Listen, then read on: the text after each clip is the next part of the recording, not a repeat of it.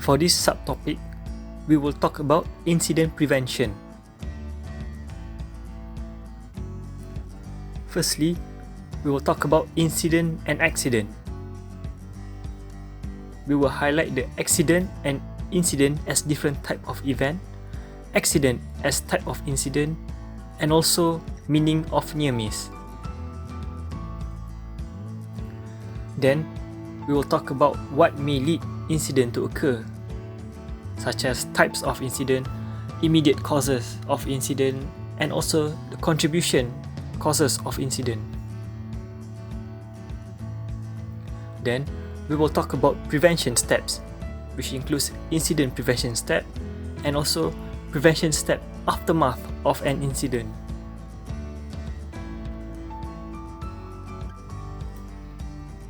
After that, we will discuss the impact of incident during aftermath.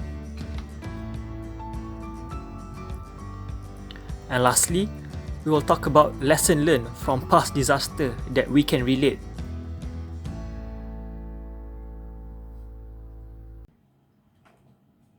Hi, my name is Muhammad Arif bin Ali Zaini, and I am going to start to talk about incident prevention.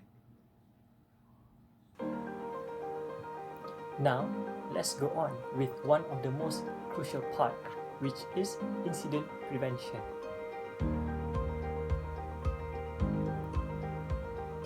Incident can be defined as situation where something had occurred, whether it might be possibly be good or bad. It could also be defined as accident, and yes, it also depends on the context of the scenario of what had happened, whether it is good or bad. However, the word incident is quite sometimes used, often as a wider term that encompasses an accident as a single form of occurrence. But often the terms accidents and incidents apply to two specific types of event.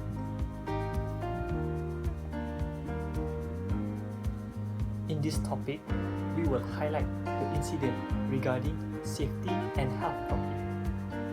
As we might know that having an incident is not a good situation to be in. The worst possibility is that it may lead to death or harm the workers mentally or physically. Furthermore, it may affect the individual's mental health, such as post-traumatic stress disorder, or commonly known as PTSD. However, incident and accident could somehow tarnish the image of the organization and destroys one's credibility. The impression of the public towards the organization might be bad, and there will be trust issues among the employees, employer, and the public. Organization would possibly have to pay a great amount of fine or maybe a further strong action if the investigations led them to any punishable offense involving the accident. Of course, this is not as important as the life of the human being. One of the most important things is to prevent any incident to happen in any workplace, as it may cause major catastrophe. By taking context of preventing accident is to focus on the reason how and why did the accident would have occurred in the first place. Prevention is better than cure. Yes, indeed it is. Organization needs to pull out their strength and with their best efforts to prevent any incident from happening. And if it is unfortunate that the incident did happen, then it is everyone's responsibility that the incident will not ever happen again. We can talk about incident prevention from a few different perspectives, which is before anything happens or after an incident happens. While most of the people will understand why it is important to implement the incident prevention before anything happens, but implementing incident prevention steps aftermath of any incident is as crucial as it can be. Later on, I will explain those steps. Now, there is a strong introduction regarding incident prevention. accident causation models give a theoretical fundamental for explaining how accidents at work occur. Statistical data provides some specifics of the workplace accidents, which are the occurrence, the victims, and the cause.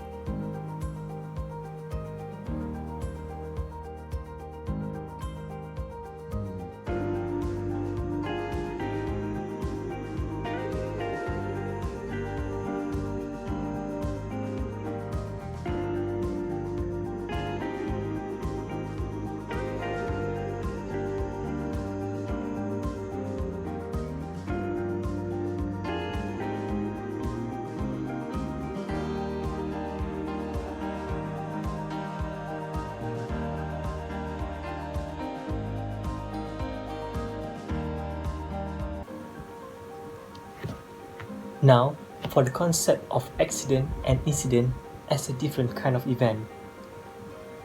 Based on Health and Safety Executive, accident and incident are two separate kind of event.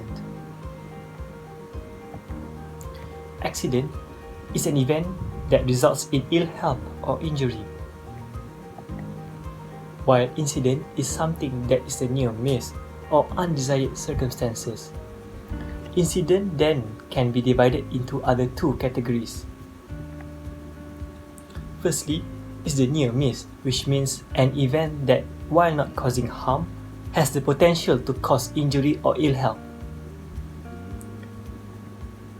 Secondly is the undesired circumstances, which is a set of conditions or circumstances that have the potential to cause injury or ill health.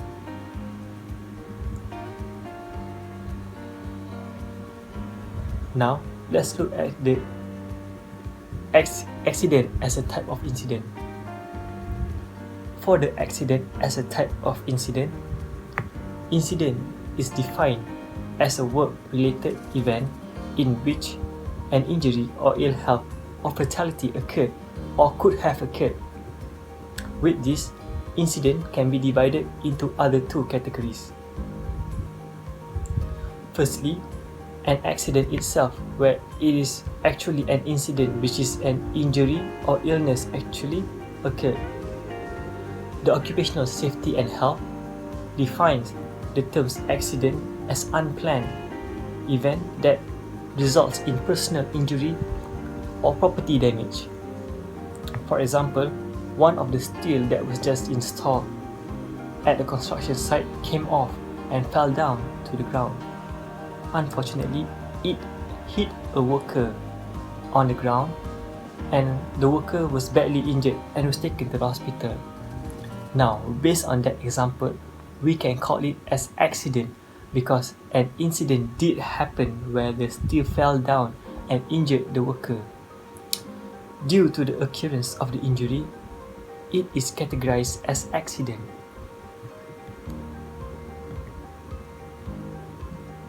The second category is near miss, where it is an incident where no injury or illness occurred. The Occupational Safety and Health Administration defines near miss as unplanned event that does not result in personal injury but may result in property damage or is worthy recording. For this example of category, assuming the same event had occurred as previous example, a steel fell down, but it immediately hit the ground without making any contact with anyone. As the incident did not exactly result in anyone getting hurt, it is categorized as a near miss.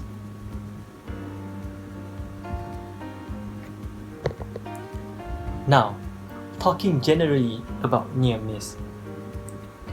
In short, a near miss is an unplanned event that did not result in injury, illness, or damage, but had the potential to do so.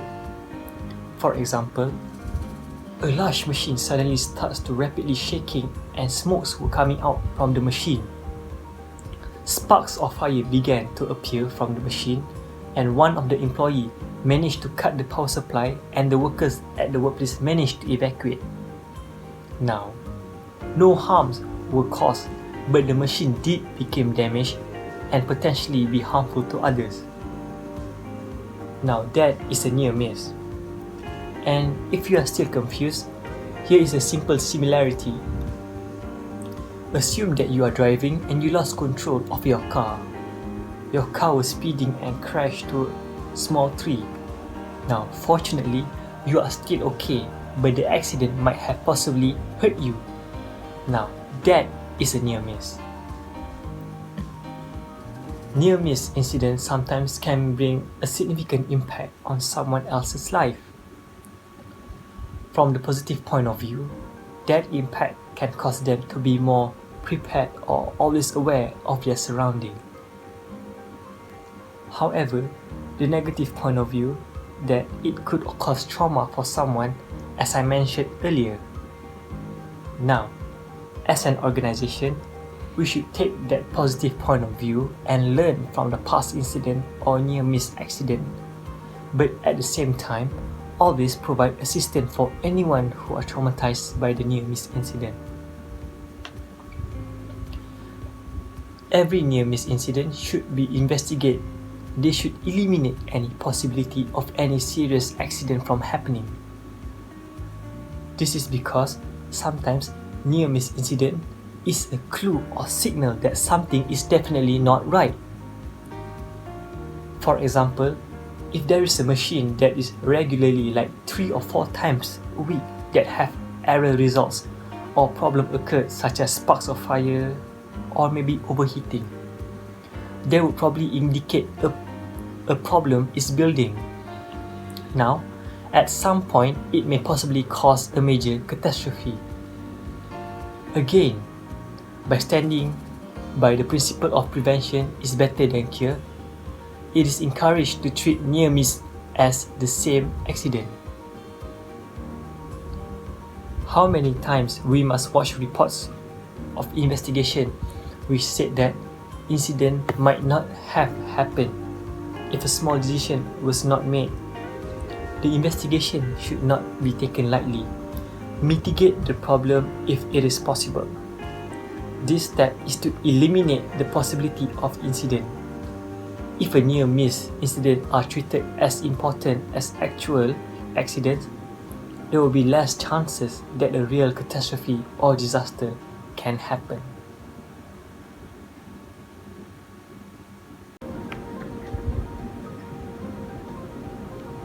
Now, let's look at what may lead to incident.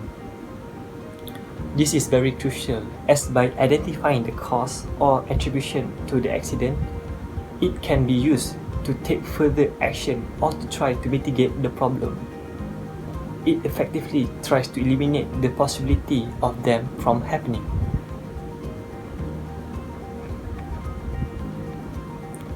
Based on Williamson and Fayer in 1990, they said that the nature of human involvement varies as to type and timing and as to its importance in terms of causing the accident. It is quite common that due to limited range of pre-existing and flawed work systems, which are the human factors created the underlying prime cause of the fatal accidents. These combinations, which eventually added with skill performance or with hazards in the working environment conditions to precipitate accidents.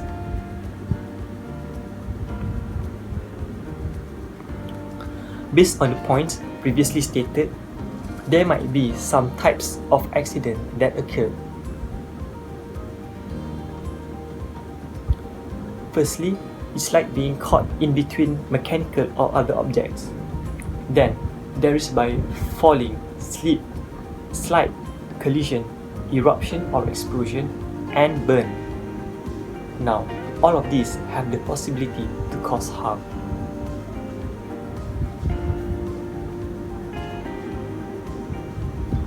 For the immediate causes of accidents are as follows. For the first category is unsafe acts. Firstly, is protective equipment and guide provided but not used. This is just ignorance and irresponsible act, and not to mention unethical as they knew the safety rules that they require to obey. Secondly is hazardous method of handling, which includes failure to watch for sharp or slippery objects and pinch points, lifting or loose grip. Now, this is more to carelessness of the individual itself. The workers should have self-awareness and be more sensitive to their work. This can be included in the safety management. Next is improper tools or equipment used despite availability of proper tools. This can relate as carelessness or maybe ignorance of safety management. They should know the proper tools that have the capacity to handle the stress workload of the selected task. And finally is hazardous movement, such as running, stepping on, or climbing over, or throwing. Basically, this category highlights the direct consequence of irresponsible action taken by the worker in terms of safety management.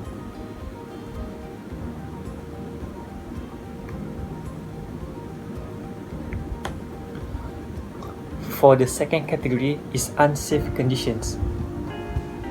This category is to point the safety level in terms of the condition of the workplace or the equipment, device or tools.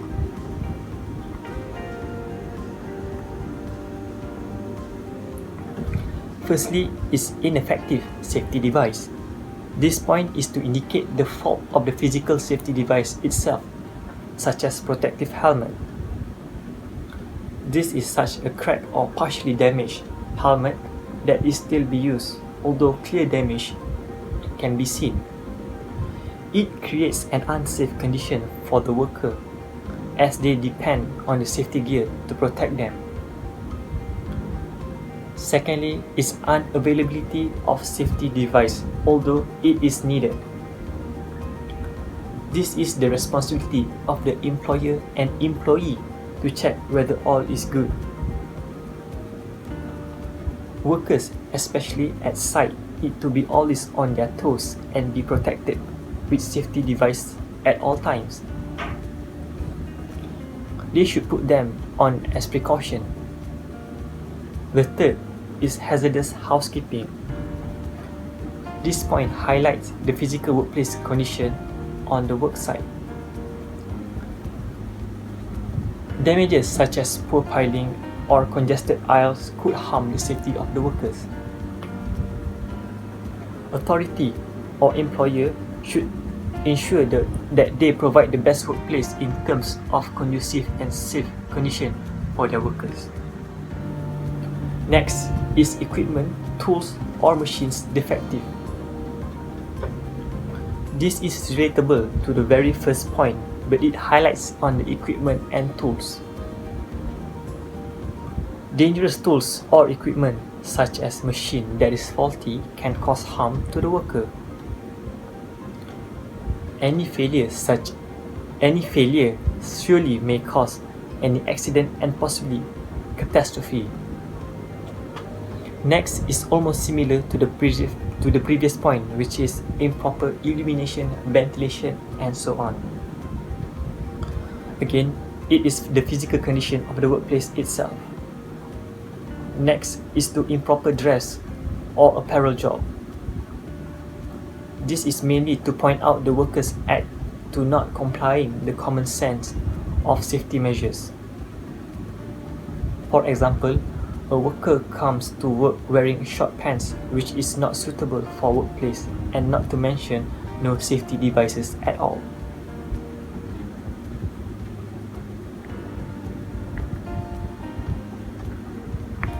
Now let's look at the contribution causes of accident. This will highlight the general factor from a bigger picture. Number 1 is safety management performance. Firstly is the instruction inadequate. Unclear instructions or protocol will confuse the worker and it may cause harm to them when any incident do happen. Now, safety management is a crucial part of any organization. They are the ones who maintain the safety structure at a workplace. Every instructions and protocol should be clear and efficient for the safety of the workers. Secondly, is rules are not enforced. Rules are made for a reason, and I am very confident that it is for the safety of the workers. Relevant authority such as the safety committee should ensure every rules and protocols are followed by the workers. The third is infrequent employee safety contacts, hazards not corrected.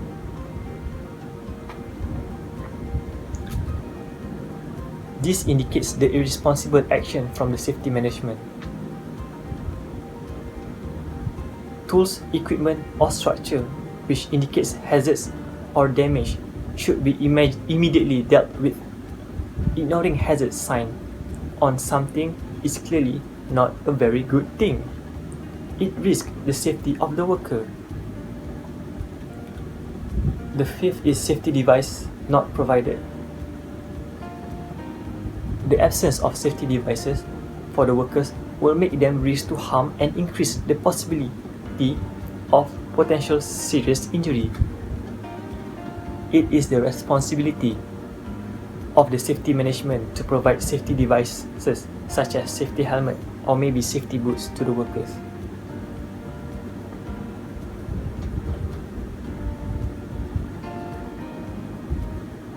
Now, the next contributing causes is mental condition of the worker.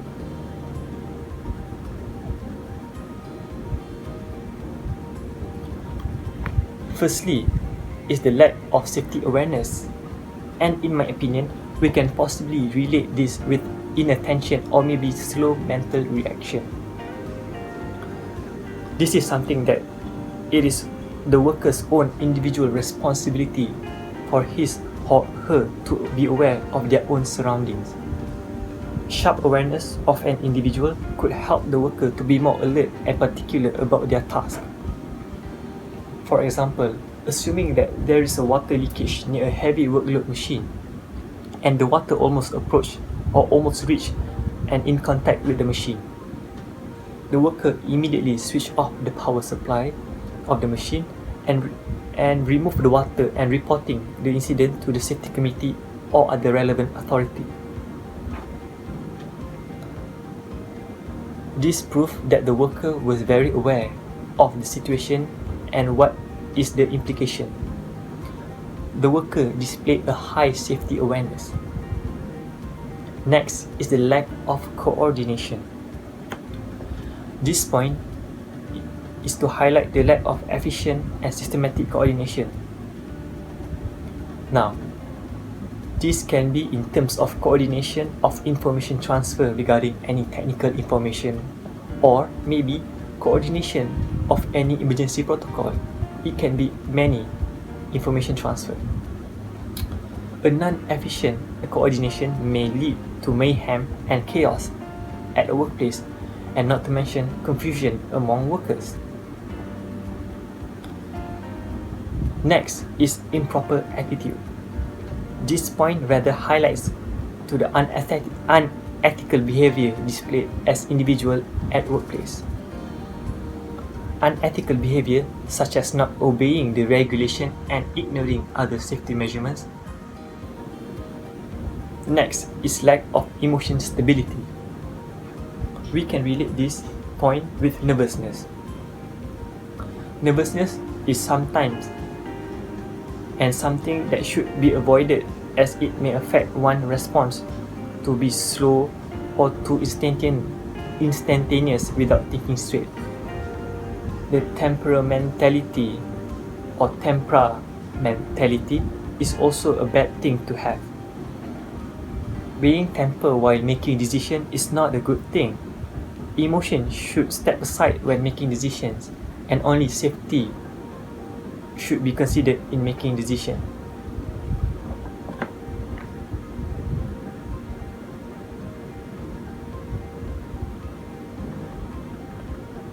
The next category is the physical condition of the worker.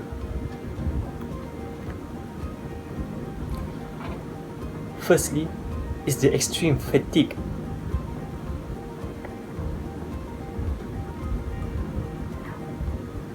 Workers who did overload will have the possibility to be fatigued.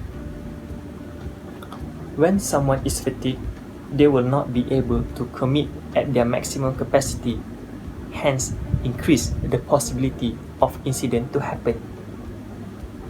Next is deafness. This basically means that someone who have difficulty to be able to hear anything. This might cause problem as they might face extreme difficulties in information transfer or awareness of surrounding. Next is poor eyesight. Poor eyesight is also a major problem as it involves the ability of someone to properly see something. Poor eyesight may cause harm as they might falsely do something or mistakenly do something under their unfortunate condition. They might have difficulty to detect small irregularities at worksite. Crippling or other handicap might also be a problem, and they might be lack of physical qualification for the job.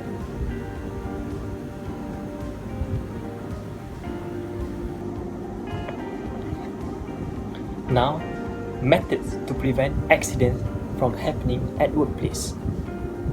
Now, it is everyone's responsibility to eliminate any possibilities of an accident or incident happening at work.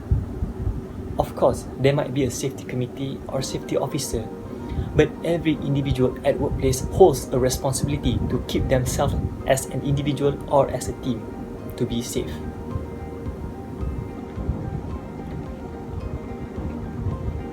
Firstly is regular service and maintenance of equipment, tools, machinery, or transportation at the workplace. Scheduled services and maintenance are a good method to keep the equipment and tools reliable and long-sustaining. It will also correct any calibration error or minor problem. Therefore, every work that were done by using those equipment or machines will be more accurate and efficient. It also may detect any fault or problem on the equipment or tools that may cause harm to the worker and repair them. This is perhaps one of the most crucial reasons. It is to detect any irregularities or damage. Faulty equipment or tools can possibly be a major factor for catastrophe to occur.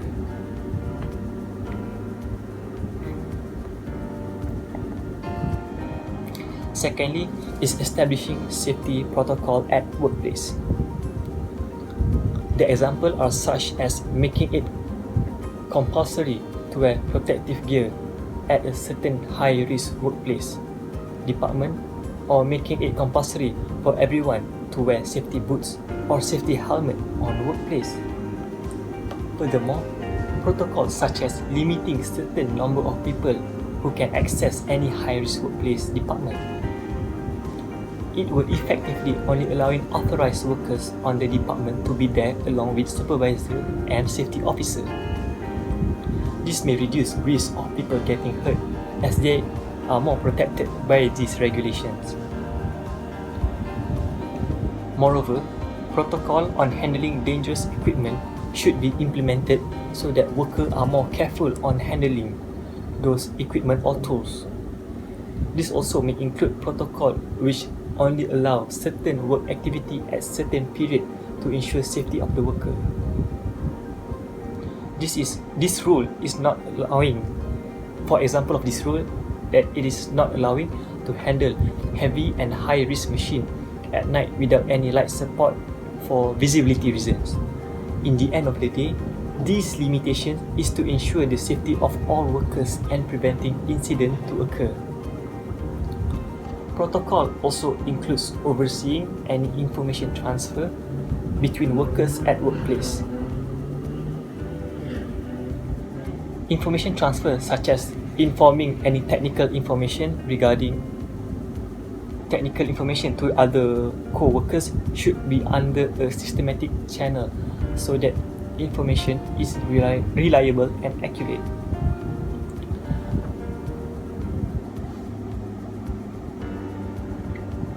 The third is having a scheduled inspection on workplace by relevant authority. This point is to make sure that workplace condition and environment is safe and up to standard. A conducive workplace can possibly ensure more productivity among workers. It is also making sure every safety protocol at the workplace are well implemented, such as making sure all workers are wearing safety gears. And this inspection also gives the opportunity to the relevant authority to take actions against any workers who disobey the safety protocol, such as not wearing proper attire like safety boots or safety helmet. It is also to ensure everything, including installation method or specification of new equipment, are approved by the authority. Safety committee, safety officer, or any other relevant authority should carry this task.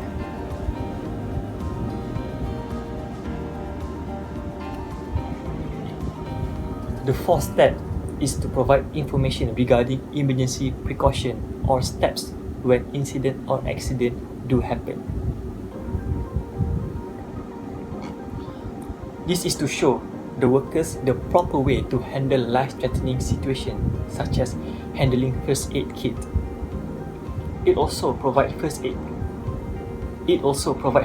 kit and manual on how to use them. Furthermore, it is to provide safety information written on board so that it is visible to everyone. Information such as exit plan or fire extinguisher signboard should be placed around the working site. The fifth step is regular emergency drill or simulation practice for any failure. Practice for any emergency such as power failure or machine failure should be done regularly. All workers should know what their roles are when this failure occurs. Everyone will know how to handle the problem to prevent further damage or harm, and what to do and where to go if an actual emergency does occur. This also includes emergency drills such as fire or earthquake. As I will explain later on the safety committee subtopic, this step is a massive advantage in terms of preventing harm.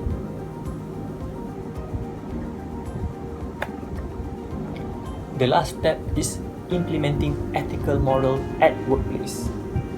This point is relatively general attribution that everyone should show. It basically just means follow the rules. The workers are responsible to obey all the safety rules and respect the authority. Ethical behavior such as doing tasks professionally, disciplined, and not taking their job lightly can have a significant advantage in preventing incidents from occurring. Now, what should the organization do aftermath of any incident for prevention for any future incident?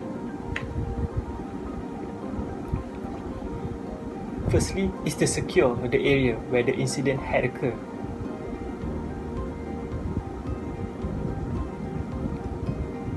We would not want anyone else to get hurt at the same place again because of the debris or damage from the previous accident that was not cleared.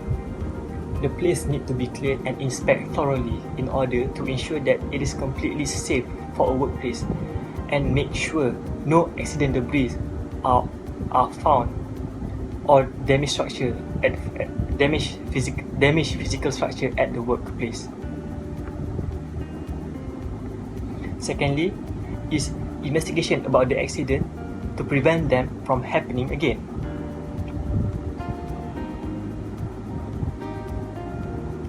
This is where Health Safety Committee can step in, where an investigation should be set up to find the cause of incident.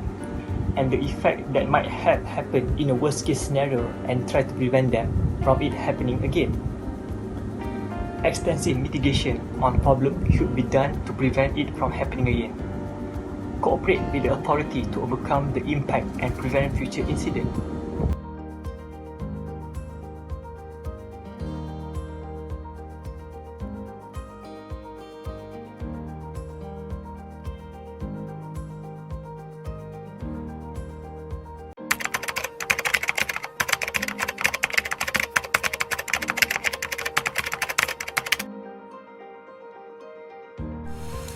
Hello, my name is Nur Hazira and I'll present on Chapter 2, Safety and Health.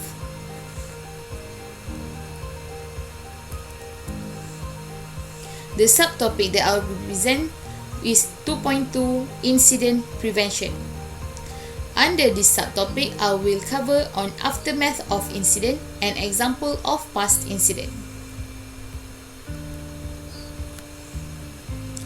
The aftermath of incident.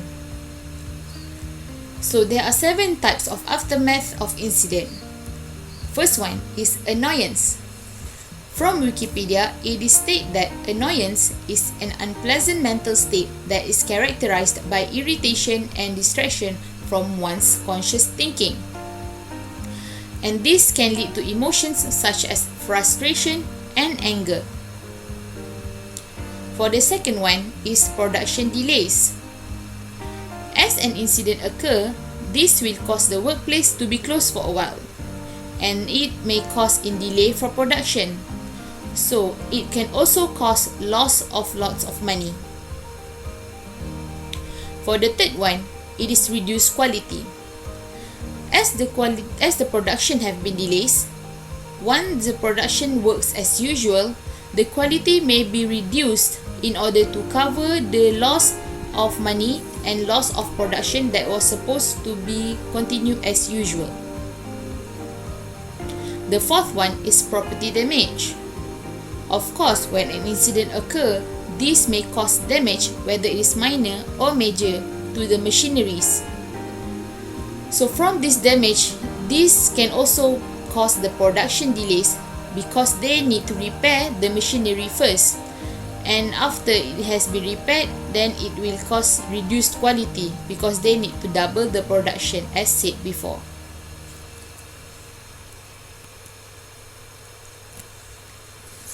Next is the minor injury. Minor injury does not threaten life, but it can be painful for a person. So example of minor injury is shallow cuts, bruises, sprains, and muscle strain. For major injury, this person may require hospital care and ongoing treatment and therapy. But we cannot take for granted for the minor injury because minor injury can also sometimes lead to major injury. For example, you slip on a wet floor in the office at first. It was normal back pain because you just feeling the pain in the back. Then it may turn major if it worsen and become more chronic or lead to some complications. That is why it is important for person to report the injury that occurred to them to employer, whether it is minor or major. Last one is fatality, which is death. This death can caused by any incident or accident by violence, war, or maybe disease.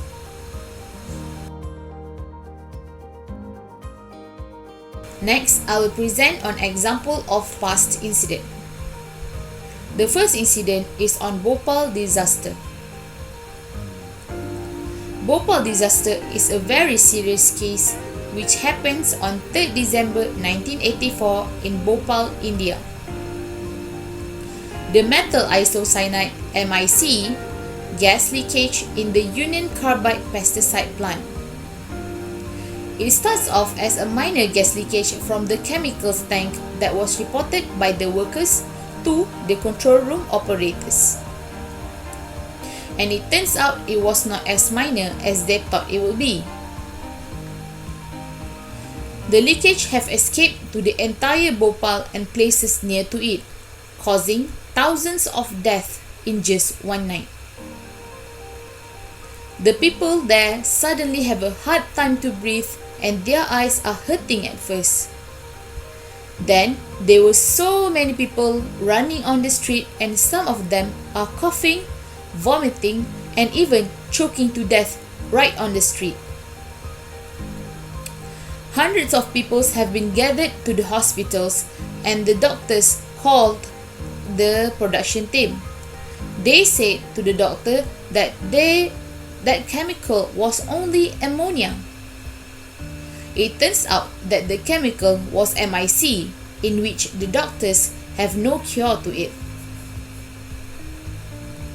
It was said that the patients were dying because they were drowned on their own secretions as the gas reacts immediately with the water inside the body, causing the lung to be swollen, and this increased the difficulty to breathe. The MIC gas that was stored in the plant was actually more than 50%, which exceeds the allowed limit. The Union Carbide boss, Warden Anderson, claims that it was an act of sabotage. Well, clearly, they lied. The Union Carbide boss, after thorough investigation, it turns out that the leakages happened because of the Union Carbide needs to cut costs, so they did not perform the maintenance of the plant. Until now, they still say that it was an act of sabotage. From the Bhopal disaster, it can be seen that the management of the Union Carbide failed and they did not take responsibilities and blame it as sabotaged. It was an act of irresponsibility and selfishness, as they escaped by only giving out some amount of compensation money with a condition that they will not be charged on the incidents. Then, in any plant or any factory, safety and emergency procedures must be prepared not only for minor situations but in case of major situations. Think of the worst that might be going to happen first and prepare the solutions for its safety precautions. Maintenance needs to be done as soon as possible and management should be able to do it. Otherwise, it will be dangerous to operate a machine without proper maintenance, which can be seen in the Bhopal disaster accidents that leads to thousands of deaths because the management refused to maintain their machines and pipes in order to cut costs. For the next example, I will explain on the Chernobyl disaster. Chernobyl disaster happened on 26 April 1986, where reactor number 4 in Chernobyl nuclear power station in Soviet Union exploded. Based on the Chernobyl disaster, the problem started with the safety test of the reactor and the power have been reduced below its safety level. The senior engineer wanted to not reduce anymore, but the deputy chief engineer says that it is okay to continue to do so. And he also said that he is the one who is making the decisions and not the other two senior engineers. From here, we can see that the deputy chief engineer abused his authority by ignoring the senior engineer's warning and continuing with the test because he is the one in charge. The deputy did the test in order to preserve the cooling water that stopped the reactors from overheating. Thus, he ignores the procedure on how the test should be done. But when the power have dropped too much and the warning beeping occur, the deputy chief blamed his engineers for dropping the power too low. Then another problem comes where the water level in the separator become too low, but we is told it is fine by the senior engineer. As the power dropped too low, the rod that controlled the stability of the reactor was pulled in order to increase back the power, when they should just shut the reactor down as we told by the senior engineer before. This decision was also made by the deputy chief as he holds the power to make the decision and once again ignored the senior engineer's opinion. The senior engineer once again warned the deputy chief engineer to do the test as it is supposed to be done, but yet once again he ignored them by saying that as the deputy chief engineer he have the rights to change the parameters used in the test and refuses to jot it down in the logbook. The deputy chief continues with the test even though he knew it was dangerous and was done in order to get his boss, who knows nothing about the nuclear, to get a promotion so he can take his place instead. After the disaster happened and thorough investigation has been made, an investigator found out that the cause of the problems started when the authority abused their power actually. They built the nuclear reactor power plant and ignored the warnings that was given to them. They ignored them and started to rush on building the Chernobyl reactor number 4 so they can get bonus and safety become their second priorities. The director of the Chernobyl said that they followed the correct deadline and they uses fireproof materials, but instead he uses combustible material in order to finish it fast. So, to summarize this Chernobyl disaster, it is actually very worse than it thought. First, the deputy chief engineer abused his power and asked for the test to continue with different parameters, even though he knew that it is very dangerous in order to get promoted.